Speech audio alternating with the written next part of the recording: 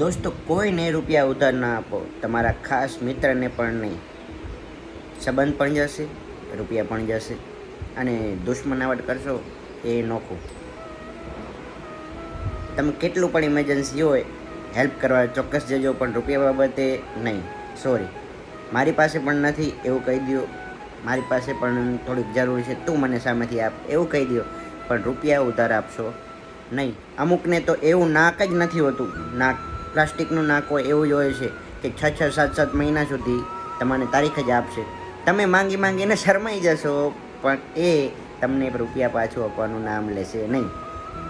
પછી અમુક 12 મહિના થઈ જશે ને એટલે તમે જ કહેશો હવે જ્યારે સામેથી દે ત્યારે, પણ એ પણ એટલો નકટો હશે કે તો પણ સામેથી નહીં દે. અને એવું નથી કે એની પરિસ્થિતિ ખરાબ છે ને ચાલો એને નથી દઈ શકતો. એની ઇન્સ્ટાગ્રામ સ્ટોરી જોશો ને તો ફરવા જશે અને એવા સ્ટેટસ મૂકશે કે મોજ કરી લો, મોજ કરી લો. ભાઈ, કોકના બાપના રૂપિયા મોજ ન કરાય. જેને પહેલાં દેવાના છે એને દઈ દે, પછી મોજ કરજે. તો મિત્રો, દુનિયા આવી છે, તો સંબંધે જાય અને રૂપિયાએ જાય એના કરતાં સોરી, રૂપિયાનો હું વ્યવહાર નથી કરતો. એટલું જ.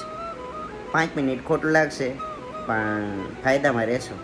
વાત ગમી હોય તો લાઈક, શેર અને સબસ્ક્રાઈબ કરી નાખો, અને વિડીયો ધડામથી બધાને શેર કરી દો.